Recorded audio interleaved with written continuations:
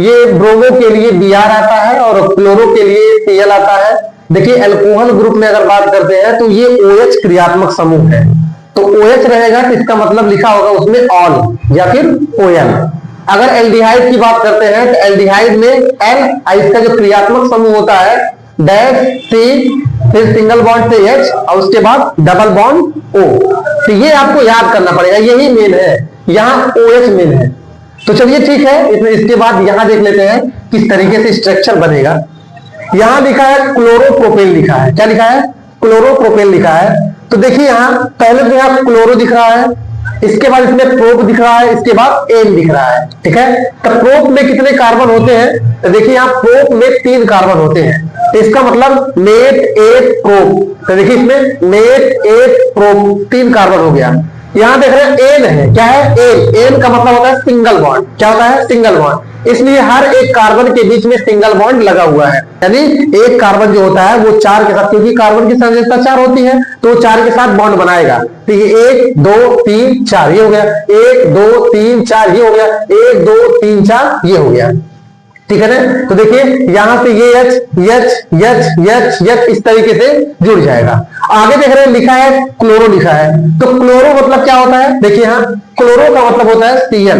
ये Cl कब आएगा? जब एक हाइड्रोजन को विस्थापित करेगा तब Cl आ जाएगा। इसका मतलब यहाँ क्या था? यहाँ H था, इसी H को विस्थापित करके यहाँ क्या आ गया है? Cl आ गया है। अतः ये जो बन के तैयार हो गया यही IUPAC स्ट्रक्चर है, और ये जो क्लोरोप्रोपेन लिखा है ये IUPAC नेम है। आगे चलते हैं। अगर आपसे पूछ लेता है कि ब्रोमोप्रोपेन का स्ट्रक्चर बनाने के लिए तो आपको ये बनाना पड़ेगा। तो देखिए इसमें ब्रोमो शब्द तो अलग है, ब्रोमो के लिए आएगा Br, लेकिन इसके आगे आप देखेंगे इसमें प्रोप प्लस एन है, प्रोप प्लस एन है। तो प्रोप का मतलब क्या है? तो प्रोप का मतलब 3 कार्बन। तो देखिए 3 कार्बन, 1 2 3 कार्बन है। अब इसमें एन आ गया, अगर एन आ गया तो एन का मतलब क्या है? ये सिंगल बॉन्ड। तो इनके बीच प्रत्येक के बीच में क्या है? सिंगल बॉन्ड है। तो यहां भी सिंगल बॉन्ड है, यहां भी सिंगल बॉन्ड है। बात में आगे अगर हम प्रोपेन की बात करते हैं, अगर सिंगल है तो कार्बन की संयोजकता 4 होती है। अगर 4 है तो यहां H से ज्वाइन हो जाएगा और कहीं ना कहीं कार्बन की बैलेंसी यहां पूर्ण होती हुई आपको दिख रही है। तो इस तरीके से यहां हो जाएगा। और यहां भी H था, यहां भी H था, H को क्या करेगा? ये विस्थापित कर देगा, और विस्थापित करने के बाद यहां Br आ गया। अगर ये Br आ गया इसका मतलब ये इसका IUPAC स्ट्रक्चर है, और इसका नेम जो होता है ये ब्रोमोप्रोपेन है। आगे चलते हैं। अब यही से सबसे इंपॉर्टेंट है, यही से सबसे इंपॉर्टेंट है, यानी वेरी इंपॉर्टेंट यहां से स्टार्ट हो जाता है, वेरी इंपॉर्टेंट, ठीक है ना। ये 2026 के लिए ये अति महत्वपूर्ण है। इन चारों को तो आपको देख के एक बार जानी चाहिए। आइए अगर हम प्रोपेनॉल की बात करते हैं प्यारे बच्चों, तो प्रोपेनॉल शब्द को जैसे आप पढ़ेंगे तो आपको रियलाइज हो रहा होगा, महसूस हो रहा होगा कि लास्ट में इसमें क्या आ रहा है? ऑल आ रहा है। क्या आ रहा है? ऑल। अगर ऑल आएगा इसका मतलब लास्ट में क्या होना चाहिए? OH होना चाहिए। तो देखिए लास्ट में क्या है? OH है। तो कैसे? देखिए अगर यहां देख रहे हैं तो इसमें है पहले प्रोप है, अब प्रोप के बाद प्लस क्या है? एन है। क्या है? एन है। एन के बाद क्या है? इसमें ऑल है। क्या है? ऑल है। तो प्रोप के लिए तो देखिए प्रोप के लिए 3 कार्बन होता है, तो यहां प्रोप के लिए 1 कार्बन 2 कार्बन 3 कार्बन, ठीक है। अब ये 3 कार्बन, अब कार्बन क्या करेगा? वो 4 बॉन्ड बनाएगा, क्योंकि उसकी वैलेंसी 4 होती है तो कंप्लीट करेगा। जब कंप्लीट करेगा तो यहां इसके साथ हाइड्रोजन, यहां हाइड्रोजन, यहां हाइड्रोजन, और ये कहीं ना कहीं 4 वैलेंसी को अपना कंप्लीट कर दिया। अगर कंप्लीट करेगा तो यही हर जगह रूट चलेगा। प्यारे बच्चों यहां भी H था, लेकिन हाइड्रोजन को विस्थापित कर करके और क्या आ जाएगा? OH आ जाएगा, और इसीलिए यहां OH आ गया है। अगर क्लोरो की बात करेगा तो यहां क्लोरो हो जाएगा।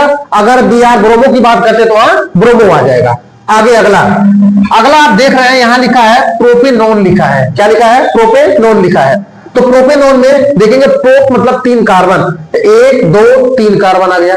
अगर यहां 3 कार्बन आ गया तो प्रोपेन में एन आ रहा है, एन की वजह से सबके बीच में सिंगल बॉन्ड आ गया है, तो सबके बीच में सिंगल बॉन्ड दिख रहा है, ठीक है। अब यहां नॉन की बात कर रहा है, ऑन आ रहा है, इसका मतलब ऑन कहां होता है? क्रियात्मक समूह में, तो यहां होता है। तो ऑन के लिए क्या होता है? एक कार्बन के उधर भी डैश होना चाहिए, इधर भी डैश, और उसके साथ क्या होना चाहिए? डबल बॉन्ड होना चाहिए। तो पहले तो प्रोप बनाना पड़ेगा, नेट 1 प्रोप बन गया।